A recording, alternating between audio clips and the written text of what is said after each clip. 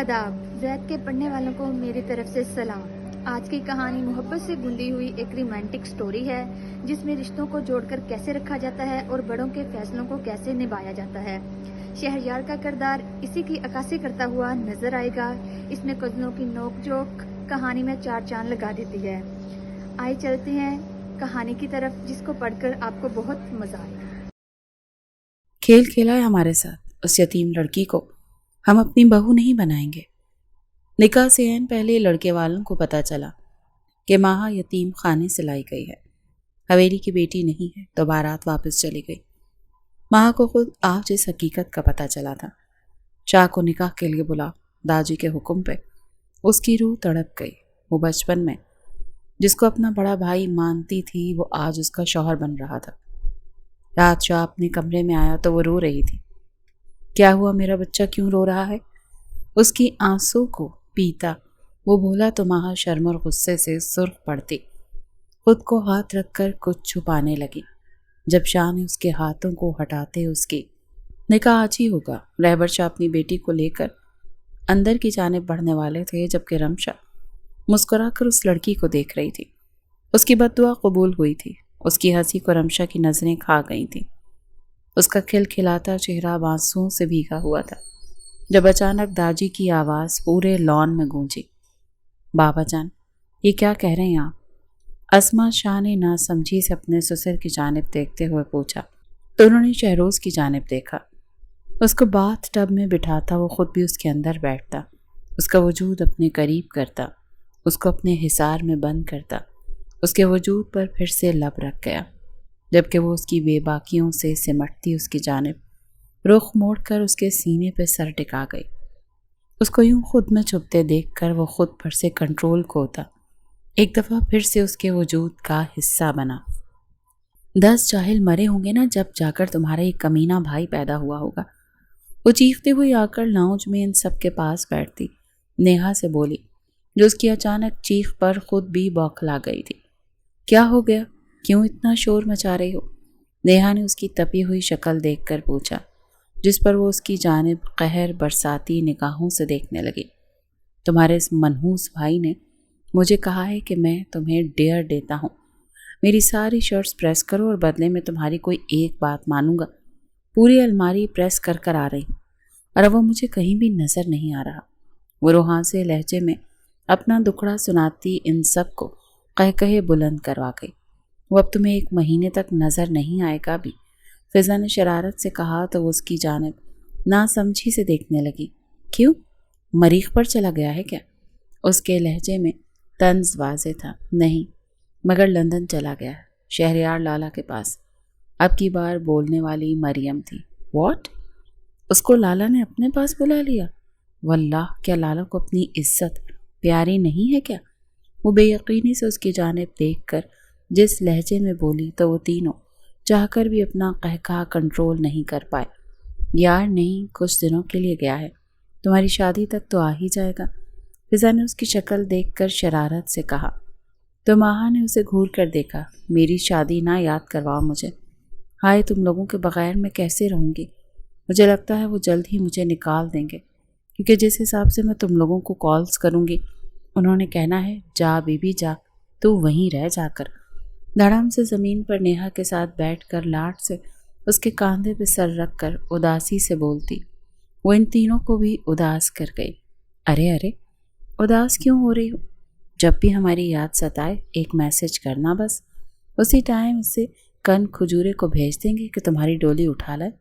नेहा ने शरारती लहजे में कहते हुए उसका मूड ठीक करना चाहा तो वो मुंह बना गई। इस बंदे को तो मैं अपने घर के बाहर फिरने भी ना दूं, तुम घर से लाने की बात करती हो।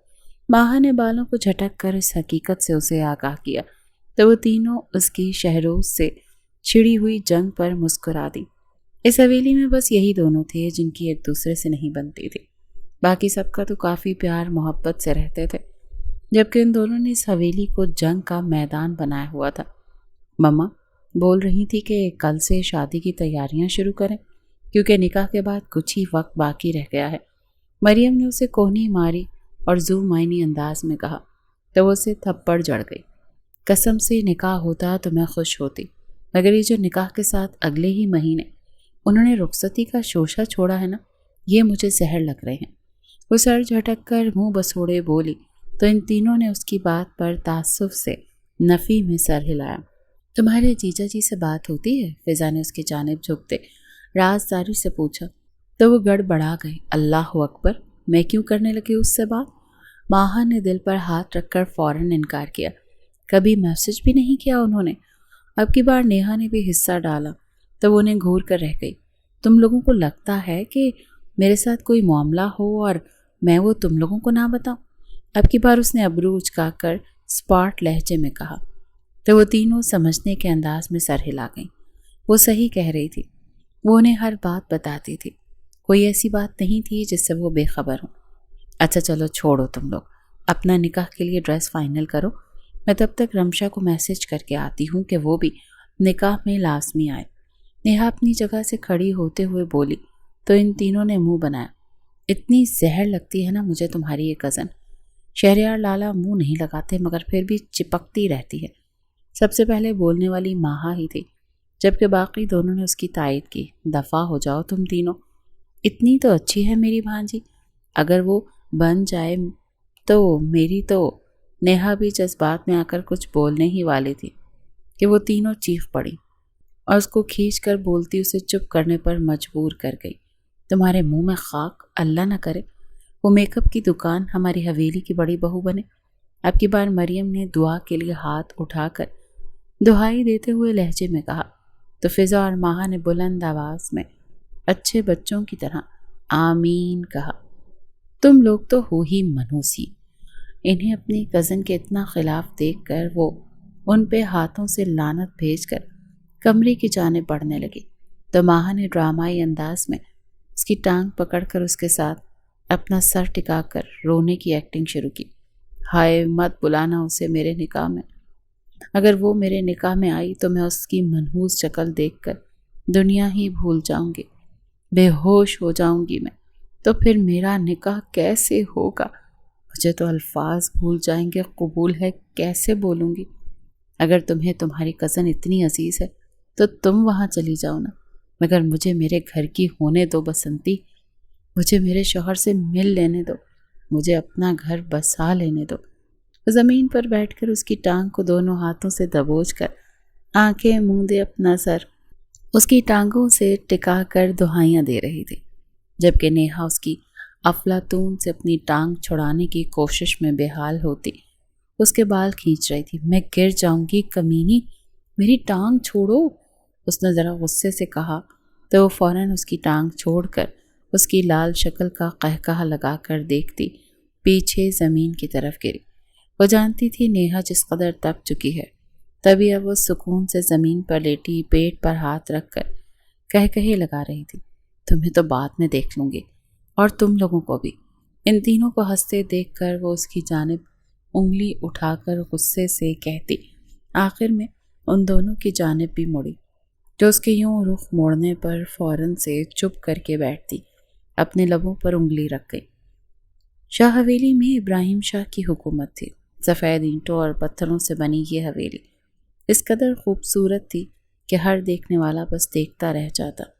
اس حویلی کے باہر کی خوبصورتی جو تھی سو تھی، مگر اس حویلی کے اندر قیام پذیر لوگوں نے اس حویلی کو مزید خوبصورت بنا دیا تھا۔ اس حویلی کی دیواریں محبت سے بنائی گئی تھیں، اس حویلی کی بنیادیں بھی محبت اور انسیت سے رکھی گئی تھیں، ایسی محبت جو آج تک اس حویلی کے مکینوں میں زندہ تھی۔ ابراہیم شاہ اور شاہ جہاں بیگم کے 3 بچے تھے، بڑا بیٹا عدیل شاہ، دوسرا بیٹا کفیل شاہ، جبکہ سب سے آخر پہ رہبر شاہ۔ عدیل شاہ کی شادی ان کے چچا زاد رشنا شاہ سے ہوئی تھی۔ ان کے 3 بچے تھے، بڑا بیٹا شہریار شاہ جو لگ بھگ 29 سال کا تھا، وہ حویلی کا سب سے بڑا سپوت تھا جو زیادہ تر ملک سے باہر ہی پایا جاتا تھا۔ اس کے بعد تھا شہروز شاہ جو تقریباً 22 سال کا تھا، وہ بے حد شرارتی لڑکا تھا، اپنے لالا کی جان اور اسی حویلی میں ایک وجود کے سکون کا دشمن۔ اس کے بعد تھی نیہا شاہ جو تقریباً 20 سال کی لڑکی تھی، جو تھی تو بہت پیاری مگر لوگوں کو پہچاننے میں غلطی کر جاتی تھی۔ اس کے بعد تھے کفیل شاہ جن کی شادی ان کی خالہ زاد اسما شاہ سے ہوئی تھی۔ ان کے بھی 2 بچے تھے، دونوں بیٹیاں۔ بڑی بیٹی فضا شاہ جو تقریباً 21 سال کی تھی، جبکہ چھوٹی بیٹی مریم شاہ جو 19 سال کی تھی۔ دونوں ہی بے حد سلجھی ہوئی اور پیاری تھی، جبکہ شرارتی بھی تھی۔ شرارت ان میں نہیں تھی بلکہ ان کی پارٹنر میں تھی، جس نے اپنے ساتھ ساتھ انہیں بھی شرارتی بنا دیا تھا۔ اس کے بعد آخر میں تھے رہبر شاہ، جن کی ایک ہی بیٹی تھی۔ ان کی بیوی کی وفات شادی کے 1 سال بعد ہو گئی تھی، جس کے بعد انہوں نے کبھی کسی سے شادی نہیں کی۔ وہ بس اپنی بیٹی کے باپ بن کر رہ گئے تھے۔ اس بیٹی پہ وہ دوسری ماں نہیں لائے تھے، نہ ہی انہوں نے اپنی بیوی کی جگہ کسی دوسری عورت کو دی تھی۔ ان کی ایک ہی بیٹی تھی ماہا شاہ۔ 22 سالہ ماہا شاہ بے حد حسین تھی، جبکہ اس کی زبان اس سے بھی زیادہ حسین تھی۔ وہ اپنے چند لفظوں سے لوگوں کے پیروں سے زمین کھینچنے میں ماہر تھی۔ وہ اچھے سے جانتی تھی کہ لوگوں کو آسمان پر بٹھانے کے بعد انہیں زمین پر پٹکنا کب اور کیسے ہے۔ رہبر شاہ کی ان دنوں طبیعت بے حد خراب رہنے لگی تھی، جس پر انہوں نے اپنی بیٹی کی شادی کا فیصلہ کیا تھا۔ ہر شخص نے احتجاج کیا تھا، مگر وہ اپنی بیٹی کو کسی اچھے ہاتھوں میں سونپنا چاہتے تھے۔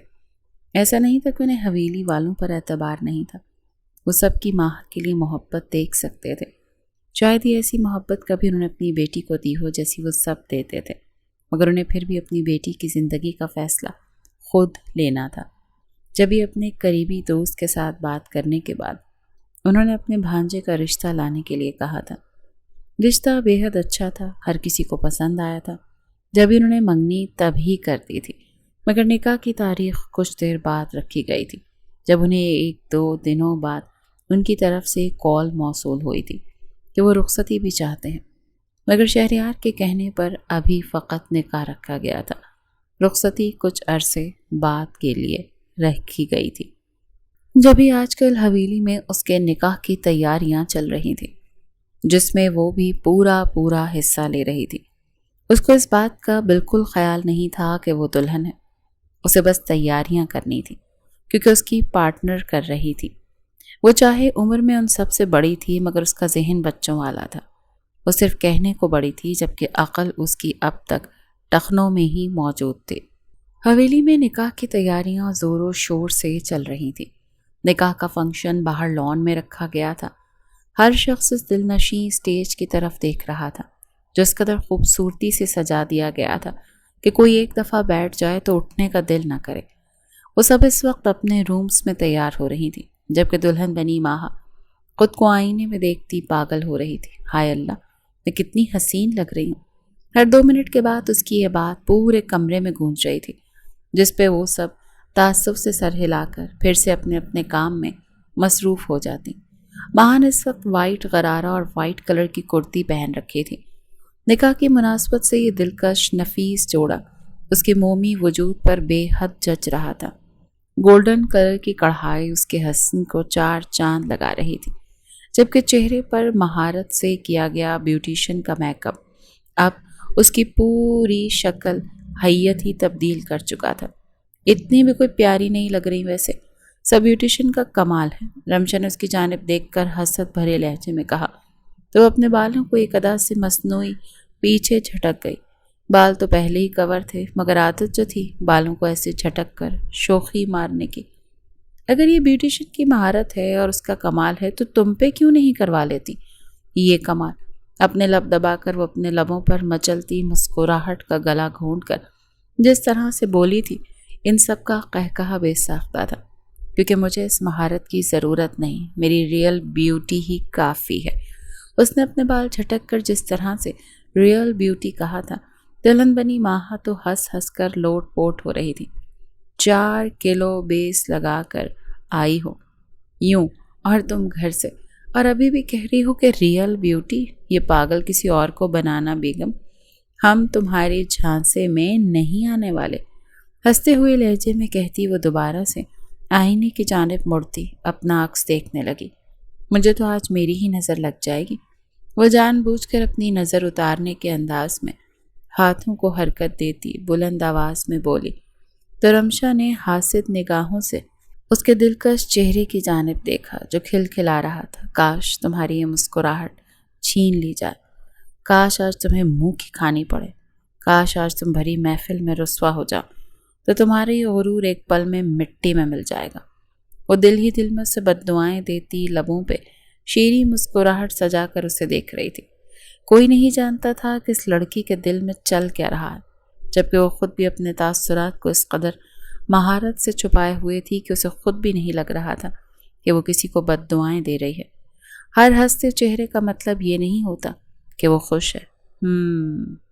اس کو پھیکی سی ہنسی ہنستے دیکھ آئینے میں اس کے عکس پر نظر ڈالتی ماہا نے شرارت سے کہا تو وہ تینوں بھی سر جھکا گئیں۔ یوں ہی ان کی نوک جھوک جاری تھی، جبکہ دوسری طرف سب لوگ ان کا استقبال کر رہے تھے، جو کہنے کو تو اس گھر کے فرد تھے مگر اپنے ہی گھر کی شادی میں بیگانوں کی طرح تشریف لا رہے تھے۔ کوئی شرم آ رہی ہے تمہیں؟ رشنا شاہ نے اپنے چھوٹے بیٹے کو کان سے پکڑ کر لتاڑا تو وہ ہنستا ہوا انہیں پیار سے گلے لگ گیا۔ قسم سے بہت مس کیا آپ کو۔ اس کا مکھن اب عروج پر تھا۔ بس کرو بس کرو، سب جانتی ہوں میں کتنا مس کیا ہے ماں کو۔ وہ جان بوجھ کر خفگی سے بولتی اپنے بڑے بیٹے کی جانب بڑھی، جو تقریباً 2 سال بعد واپس آیا تھا۔ میرا بچہ، میرا چاند۔ وہ پیار سے اس کا ماتھا چوم کر ایموشنل ہوئیں، اس کو اپنے کاندھے سے لگا گئیں۔ وہیں شہریار شاہ اپنی ماں کی آغوش میں آتا ہی سکون سے آنکھیں موند گیا۔ اس آغوش سے زیادہ پرسکون جگہ اس نے آج تک نہیں دیکھی تھی اور نہ محسوس کی تھی۔ مجھے تو ایسے نہیں چوما، شہروز کے شکوے بجا تھے، کیونکہ اس معصوم کے تو کان کھینچے گئے تھے نا۔ 2 دن بعد آ رہے ہو، وہ بھی اپنی مرضی سے سیر سپاٹے کرنے گئے تھے، جبکہ میرا بچہ 2 سالوں بعد آ رہا ہے۔ تمہاری طرح سیر سپاٹے کرنے نہیں گیا تھا، بلکہ محنت کر کے روزی روٹی کمانے گیا تھا۔ چلو بیٹا اندر چلو، ابھی پھر مہمان آنے والے ہیں، ان کا استقبال بھی کرنا ہے۔ رشنا شاہ نے اس کا بازو پکڑ کر اسے اندر کی جانب لاتے ہوئے کہا، جہاں سب موجود تھے۔ وہ سب سے باری باری ملتا، سب سے پیار بٹورتا ہوا خوش دلی سے مسکرا رہا تھا۔ یہ ساری تیاریاں اس چڑیل کے سسرال والوں کے لیے کی گئی ہیں۔ اس کے لیے اتنا پیسہ خرچ کرنے کی کیا ضرورت تھی؟ کھانا کھلا کر فارغ کرتے۔ شہروز نے دلہن کی مانند سنی حویلی کو دیکھتے ہنکارا بھرا تو باقی سب نے اس کی جانب گھور کر دیکھا۔ تمیز سے رہنا اس کے ساتھ، اندر روم میں تیار ہو کر بیٹھی ہے، اتنی پیاری لگ رہی ہے ماشاءاللہ جس کا کوئی حساب نہیں۔ اسما شاہ نے اس کو لتاڑتے ہوئے ساتھ ہی ساتھ ماہا کی تعریف بھی کر ڈالی تو وہ منہ بسوڑ کر سر جھٹک گیا۔ بلائیں اسے باہر، دیکھیں ہم بھی، ایسی کیا توپ لگ رہی ہے وہ۔ صوفے پہ نیم دراز ہو کر لیٹتا آرڈر دینے والے انداز میں بولا، جب ان کے کچھ کہنے سے پہلے ہی وہ 4 بلکہ 5 رمشا پیچھے کیسے رہ سکتی تھی، کمرے سے باہر آتی، خوشی سے چیخنے لگی اور اگلے ہی پل نیہا اپنے بھائی کے گلے لگتی زور زور سے رونے لگی۔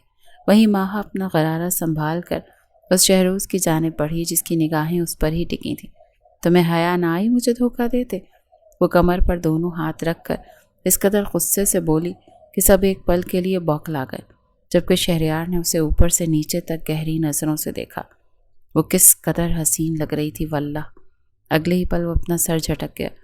اس لڑکی کی شادی تھی آج اور وہ اس کو ایسے دیکھ رہا تھا جیسے اس کی اپنی بیوی ہو۔ یہ اس شکل کو آپ پیارا کہہ رہے ہیں؟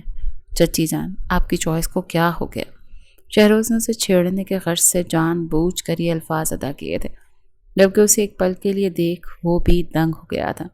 بے ساختہ اس نے زیر لب ماشاءاللہ بولتے اس کی نظر اتاری تھی، مگر کوئی بھی اس کی یہ حرکت نوٹ نہ کر پایا۔ بکواس نہ کرو، مجھے میری شرط کے مطابق پیسے دو یا بات مانو۔ وہ اب بھی سکون نہیں کر رہی تھی۔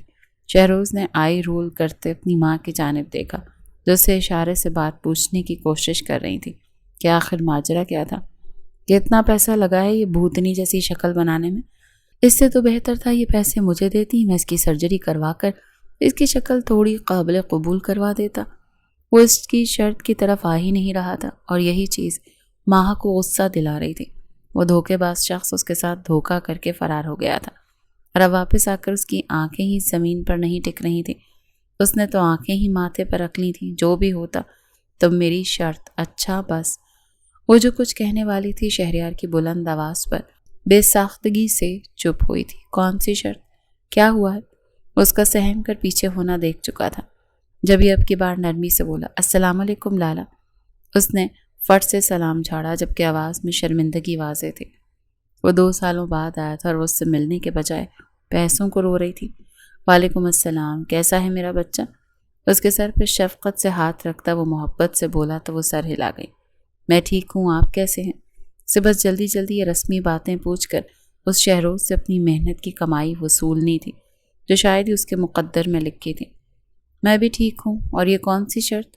ابھی وہ اس کو جواب دیتا اس سے کچھ پوچھ رہا تھا جب اگلی پل ملازموں نے آتے مہمانوں کی خبر دے دی۔ اوہ، لگتا ہے آ گئے ماہا کے سسرال والے۔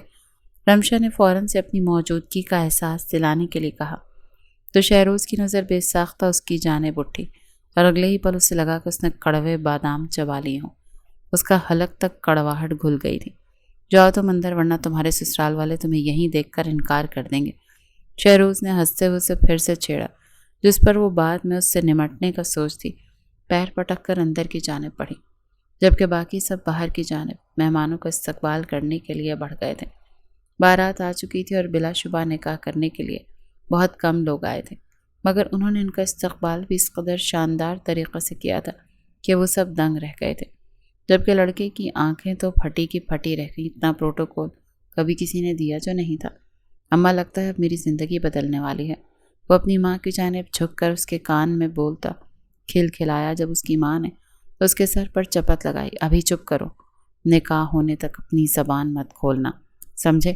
ورنہ یہ سب دھڑا دھڑ یہیں پہ رہ جائے گا اور تم بھی منہ دیکھتے رہ جاؤ گے، ابھی سے بتا رہی ہوں تم کو۔ اس کی ماں نے اس کو ڈرانا چاہا، جس پر وہ ڈر بھی گیا۔ ہاں ہاں اماں، میں کچھ بھی نہیں بولوں گا، تم فکر مت کرو۔ وہ فوراً سے اپنے لبوں پر انگلی رکھ کر بولتا سامنے کی جانب دیکھنے لگا۔ یوں ہی رسمیں شروع ہوئی تھیں۔ نکاح شروع کریں، اس عورت نے جو کہ لڑکے کی ماں تھی رہبر شاہ کو دیکھتے ہوئے محبت سے پوچھا تو وہ سر ہلا گئے۔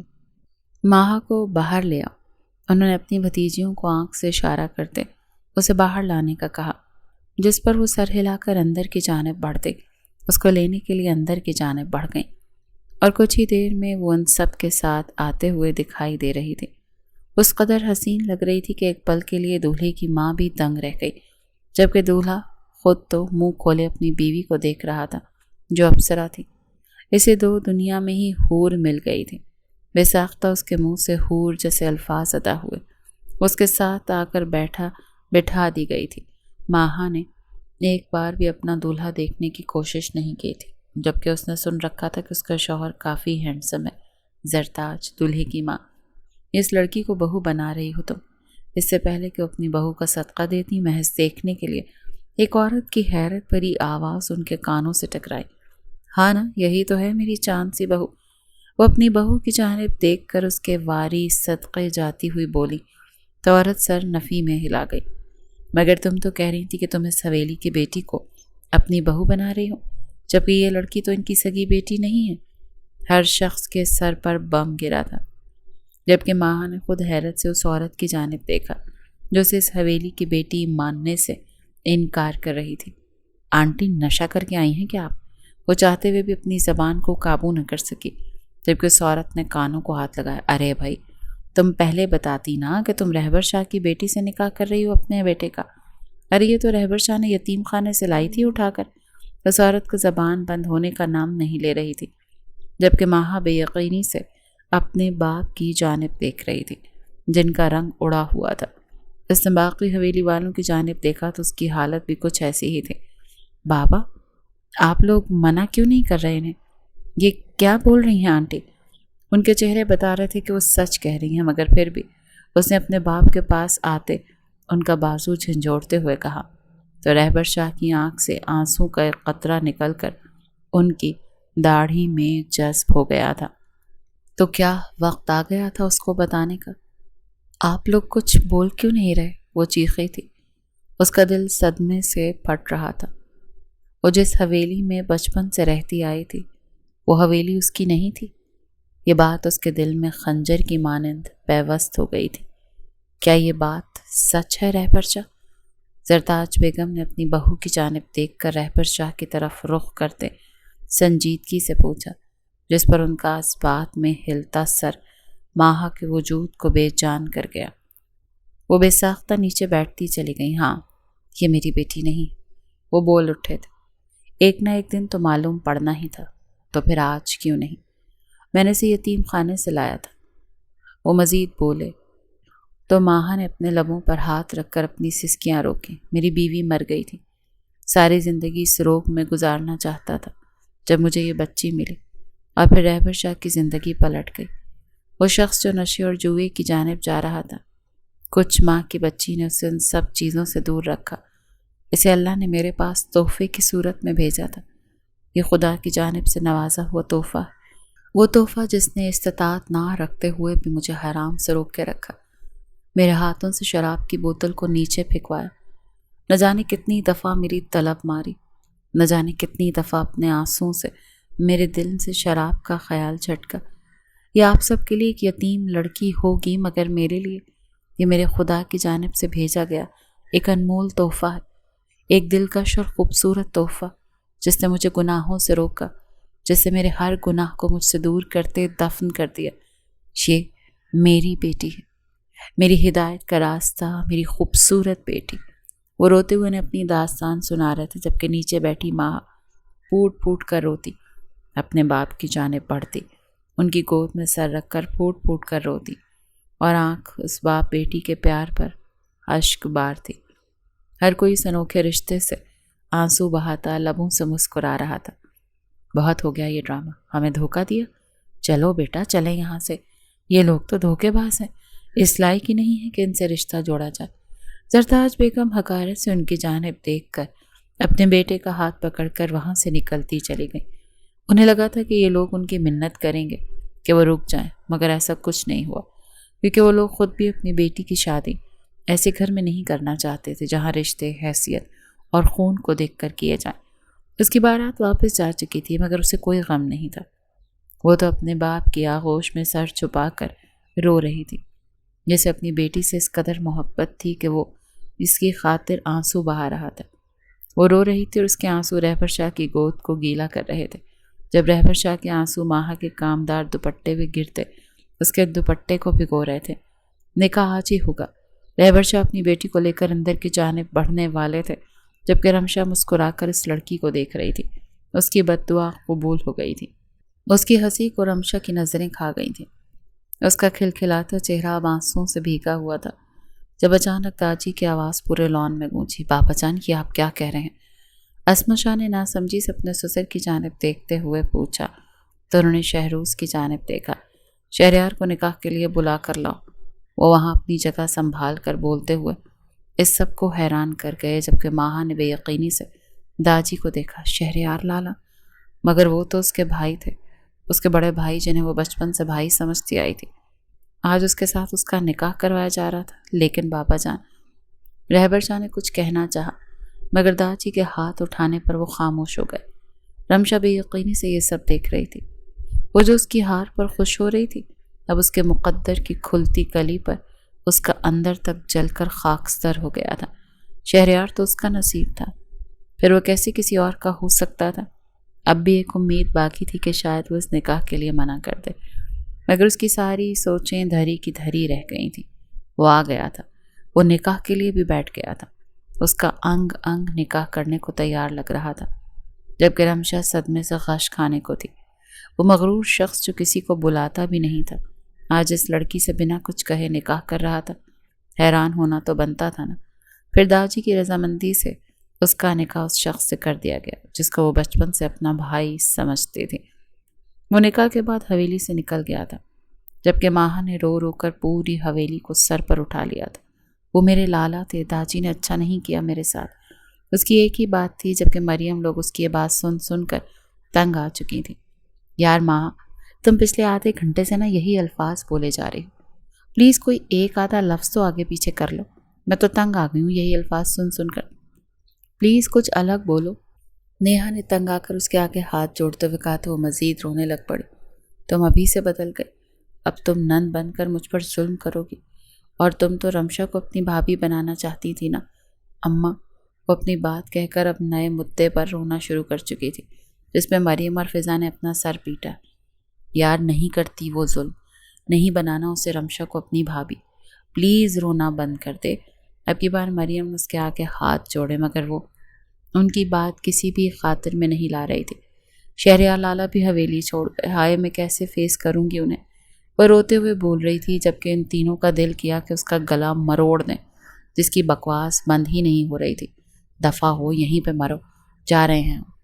اس کو وہیں پہ چھوڑتی وہ تینوں وہاں سے نکلتی چلی گئیں، جبکہ پیچھے وہ مزید اونچی اونچی آواز میں رونے لگی۔ میرے ساتھ دھوکہ کیا انہوں نے، سجایا کسی اور کے لیے، بٹھایا کسی اور کے ساتھ۔ وہ اپنے پہلے سے صاف آنسوں کو رگڑ کر صاف کرتی بولتی جا رہی تھی، جبکہ وہ تینوں جو باہر کھڑی اس کی باتیں سننے کے لیے رکی تھیں، اس کی پھر سے اسی رٹ پر اپنا سر تھام کر وہاں سے نکلتی چلے گئے۔ اسے اب شہریار لالا ہی دیکھیں گے، مریم نے کہتے ہوئے پانی کا گلاس حلق سے اتارا۔ یار ویسے اب کتنا مزہ آئے گا نا، ہماری حویلی میں ایک کپل ہے۔ ایک طرف اچھا ہی ہوا کہ اس کی شادی لالا سے ہو گئی، اب ساری زندگی یہیں رہے گی۔ نیہا نے پانی کا گلاس منہ کو لگاتے ایکسائٹڈ انداز میں کہا، تو ان لوگوں نے بھی زور و شور سے سر ہلایا۔ یقیناً اس کمعقل نے ابھی تک یہ بات نہیں سوچی ہوگی کہ وہ اس حویلی میں ساری زندگی رہے گی، ورنہ کبھی یوں نہ رو رہی ہوتی۔ فضا نے ہنکارا بھرتے خود بھی گفتگو میں حصہ ڈالا تو وہ تینوں اس کی بات سے متفق ہوتی اچانک سے قہقہے لگا کر لوٹ پوٹ ہونے لگی تھیں، یوں کہ تینوں کو مرگی کا دورہ پڑ گیا ہو۔ اگر رات کو اس وقت کوئی انہیں یوں کچن میں نیچے لیٹ کر کہقہے لگاتے دیکھ لیتا تو یقیناً سمجھتا کہ ان کے اندر جن بھوت آ چکے ہیں۔ وہ روم میں بیٹھی ابھی تک رو رہی تھی جب شہریار کمرے میں داخل ہوا تو اس کی نظر بیڈ پر بیٹھی اپنی نئی نویلی دلہن پر گئی، جو رو رو کر خود کو بے حال کر چکی تھی۔ کیا ہوا، رو کیوں رہی ہو؟ وہ حیران ہوتا اس کے قریب آتا حیرت سے پوچھنے لگا۔ جب وہ مزید زور و شور سے رونے لگی، ماہا، وہ ہنوز حیران تھا، اسے سمجھ نہیں آیا کہ وہ رو کیوں رہی ہے۔ آپ کو مجھ سے شادی نہیں کرنی چاہیے تھی، وہ جانتے ہیں نا میں آپ کو کیا سمجھتی ہوں۔ چلو میں تو مجبور تھی، مگر آپ تو ان کو انکار کر سکتے تھے نا کہ مجھے آپ سے شادی نہیں کرنی تھی۔ اس نے روتے ہوئے اسے مشورہ دیا جب اس کو کھڑا کر کے کہنے لگا، تو تمہیں مجھ سے شادی نہیں کرنی تھی؟ ایک ہی جھٹکے میں اسے خود سے قریب کر چکا تھا، اس کی گردن میں ہاتھ ڈال کر اس کے آنسوں کو اپنے لبوں سے پیتا، اس کے چہرے پر جا بجا اپنے ہونٹوں کو کھلا چھوڑ دیا تھا۔ وہ بوکھلا کر پیچھے ہٹنے کو تھی جب اس کی گردن پر گرفت سخت کر گیا۔ کیوں رو رہا ہے میرا بچہ، بتاؤ نا۔ وہ محبت سے اس کے لبوں کے چھوٹے چھوٹے بوسے لیتا بولا تو وہ شرم سے سرخ پڑتی۔ اس کا وجود مکمل شہریار کے اندر سمٹا ہوا تھا، یوں کہ درمیان سے ہوا کا گزرنا بھی ناممکن تھا۔ بتاؤ میرا بچہ۔ اس کو شرم سے سرخ پڑتے دیکھ وہ ہنستے ہوئے اس کی گردن پہ لب رکھ کر دانت کاڑ گیا تو وہ سسک کر 2 قدم پیچھے لینے لگی، مگر شہریار نے ایسا نہیں ہونے دیا۔ دوپٹے سے لپٹا اس کا مومی وجود شہریار کے جذبوں کو بھڑکا رہا تھا۔ وہ اس کی جولری کو اتار کر ڈریسنگ پہ رکھ چکا تھا تو ماہ نے شرم سے آنکھیں میچ لیں، مگر وہ اسے بیڈ پر لٹاتا اس کے کاندھے سے شرٹ کھسکا کر اس کے وجود پر جگہ جگہ اپنے لب رکھتا اس کو اپنی محبت سے روح شناس کروانے لگا تھا۔ ماہ کو لگا وہ کبھی اس بے باک شخص سے نظریں نہیں ملا پائے گی، وہ تو اسے بے حد شریف سمجھتی تھی۔ شہریار کے لب گستاخی کرتے حدود پار کرتے جا رہے تھے، جبکہ وہ اس کے لمس پر مچلتی پاگل ہونے کو تھی، مگر وہ ظالم باز نہیں آ رہا تھا۔ کچھ دیر بعد اس کی حالت مکمل بگاڑنے کے بعد وہ اس کے کان کے قریب جھکا۔ آئندہ مجھے شادی کے بارے میں ایسا کچھ مت کہنا، ورنہ اس سے بھی برا حال کروں گا۔ اس کے اوپر نیچے ہوتی سانسوں میں گہری سانسیں بھر کر ایک آخری بوسہ اس کے لبوں کا زوردار طریقے سے لیتا اس کے اوپر سے ہٹ گیا تھا۔ جولری تو میں نے اتار دی ہے تمہاری، کپڑوں میں بھی ہیلپ چاہیے تو میں… وہ شرارت سے اس کی جانب دیکھ کر شوخ لہجے میں بول ہی رہا تھا جب وہ اگلے ہی لمحے ہڑ بڑھاتے ہوئے سرنفی میں ہلاتی اپنے قدم ڈریسنگ روم کی جانب لے گئی تھی۔ وہ فوراً سے اندر بند ہوتی جبکہ اس کی پھرتی دیکھ وہ ہنستا ہوا واش روم کی جانب بڑھ گیا۔ اس کو شادی کرنی تھی کسی بھی لڑکی سے کر لیتا۔ جب داجی نے اس کو نکاح کا پیغام بھجوایا تو وہ چاہ کر بھی انکار نہ کر سکا، کیونکہ وہ خود سے تو کسی لڑکی کو پسند کرنے سے رہا۔ اگر اس کے گھر والوں نے اس کے لیے کوئی فیصلہ کیا تھا اور وہاں اس لڑکی کی جگہ کوئی بھی ہوتی تو وہ انکار نہ کرتا، مگر اس لڑکی کو اپنے نکاح میں لینے کے بعد اس کے وجود میں جو سرشاری آئی تھی، شاید ہی وہ کسی اور لڑکی کو پانے کے بعد آتی، یا شاید ہی اگر کوئی اور لڑکی ہوتی تو اسے آج کی رات یوں چھو پاتا۔ یہ ماہا تھی، اس کی ماہا، جسے وہ ہر طرح سے چھونے کا حق رکھتا تھا، اور وہ چھو بھی گیا تھا۔ دن یوں ہی گزرتے جا رہے تھے جبکہ ماہا اور شہریار کا رشتہ بےحد خوبصورتی سے چل رہا تھا۔ وہاں سے آفیشلی اپنی بیوی نہیں بنا سکا تھا ابھی تک، مگر ان کا رشتہ بےحد نارمل تھا، جبکہ شہروز اور اس کی لڑائیاں اب بھی ویسے ہی ہوتی تھیں۔ کہنے کو اس کی بھابھی تھی مگر وہ اس کو بھابھی بالکل نہیں کہتا تھا۔ اس کا کہنا تھا وہ خوبصورت لڑکیوں کو ان کے نام سے بلاتا ہے، جو شہریار نے اس کی گردن پکڑتے اسے باز رہنے کا کہا، جس پہ یہ سب نے شہریار کو بےحد ریکارڈ لگایا تھا۔ وہ شہریار جو پہلے کئی سال ملکوں سے باہر رہتا تھا، اب وہ ہر رات اس حویلی میں پایا جاتا تھا، جبکہ رچنا شاہ اپنے بیٹے کے اندر آئی تبدیلی پر بے حد خوش تھیں۔ وہ جانتی تھی وجہ ماہا ہے، جبھی انہیں ماہا بھی بے حد عزیز ہو چکے تھے۔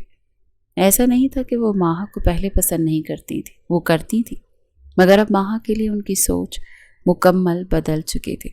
اب وہ انہیں اور بھی عزیز ہو گئی تھی، کیونکہ اس نے ان کے اکھڑ بیٹے کو سیدھا کر کے رکھ دیا تھا۔ اب وہ وقت سے پہلے گھر موجود ہوتا تھا، جبکہ وہ بے حد کم گو تھا۔ اب اس کی زبان بھی ماہا کی صحبت میں چلنے لگی تھی اور بے حد لمبی ہو چکی تھی۔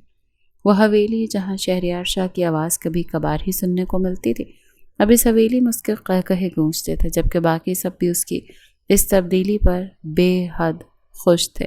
وہ جم ایریا میں جم کر رہا تھا، جبکہ ماہا کب سے اس کا انتظار کر رہی تھی۔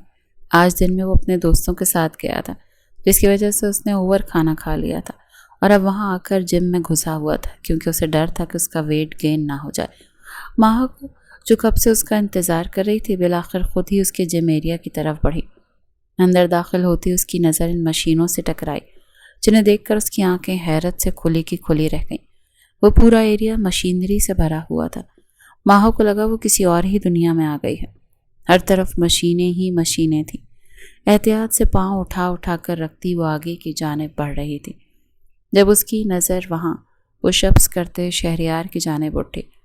وہ پسینے سے شرابور بے حد تیزی سے پش اپس کرتا پاگل ہو رہا تھا۔ اس کی رنگت بے حد سرخ تھی، جبکہ پسینہ نچڑ کر نیچے کی جانب آ رہا تھا۔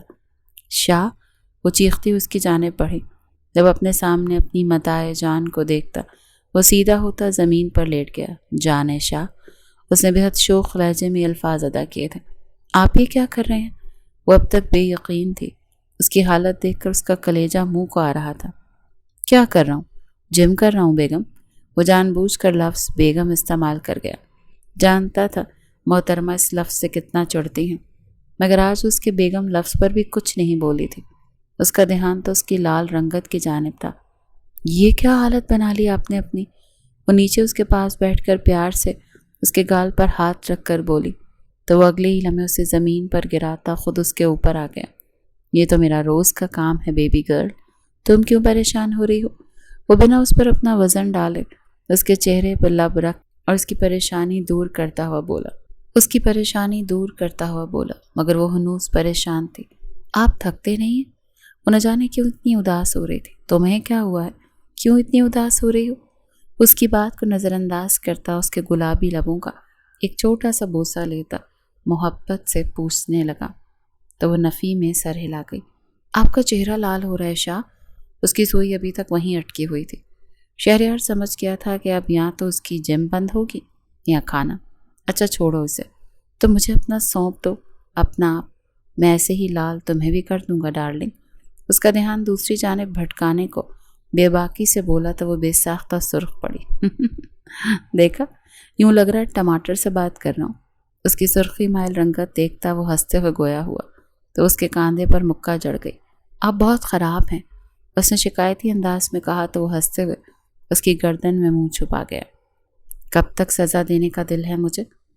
اس کی گردن پر ناک رگڑتے وہ بے چارگی سے بولا، تو ماہا نے حیرت سے اس کے سر کے بالوں کو دیکھا۔ کیا مطلب؟ وہ حیران ہوئی۔ مطلب کب تک مجھے خود سے دور رکھنے کا ارادہ ہے؟ اب کی بار لہجے میں بے بسی تھی۔ ماہا کے دل کو کچھ ہوا تھا۔